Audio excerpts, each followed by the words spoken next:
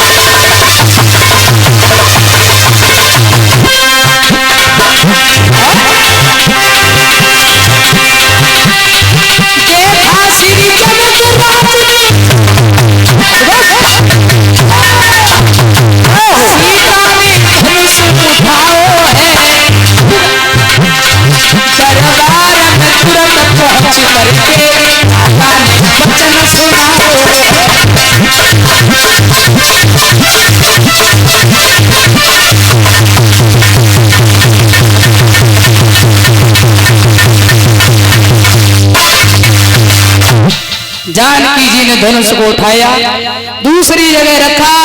जनक के मन में ये बात हो गई शादी ऐसे नहीं, स्वयंवर करेंगे और जो राजा महाराजा धनुष तोड़ेंगे उनके संग लली की शादी कर देंगे। चारों तरफ मेरे भगवत प्रेमियों पत्र भिजवाए। विश्वामित्र को भी पता चला तो भगवान राम और लक्ष्मण दोनों को लेकर के चले गए। विश्वामित्र जी जा रहे हैं, जनकपुर में बड़ी तैयारियां चल रही हैं स्वयंवर की। पत्र पाते ही बड़े बड़े राजा महाराजा जा रहे, क्यों बोले धनुष को तोड़ेंगे और सीता के संग शादी करेंगे। कि चले हैं रघुराई और पहुंचे फूलबाग में जाई। चले रघुराई पहुंचे फूलबाग में जाई। चले रघुराई पहुंचे फूलबाग में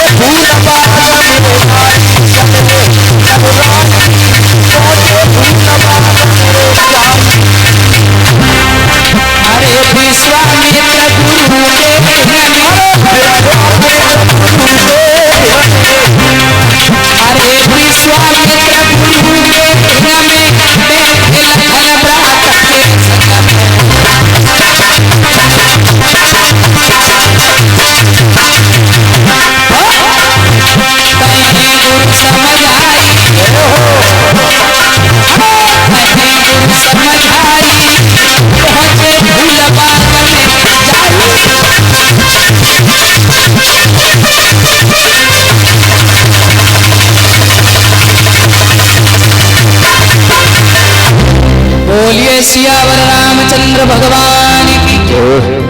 भगवान श्री राम जो है गुरुदेव के साथ गए, आगे क्या देखा, पत्थर की एक शिला पड़ी है।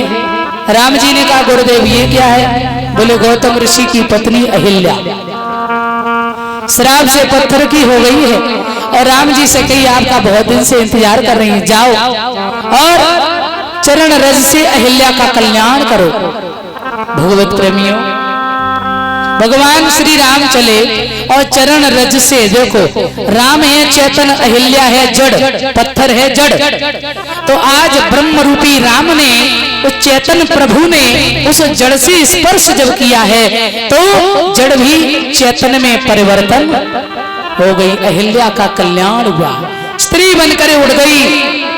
भगवान आगे बढ़े, गुरुजी बोले बेटा संध्या का समय है, जाओ बगीचा में से फूल तोड़ के ला, हम लोग संध्या वंदन करेंगे और सुबह देखेंगे कैसा धनुष है जनकपुर में। भगवान श्री राम गए, लक्ष्मण भैया साथ में, और जैसे ही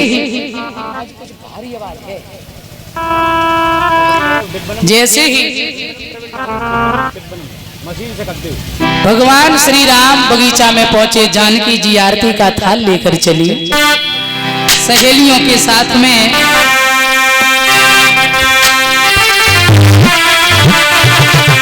क्या हुआ लला साहब? आ रही तले सखियन को संग जानकी, और फूल बाग में आई, और उठ बगिया के बीच में बैठे राम लखन दो।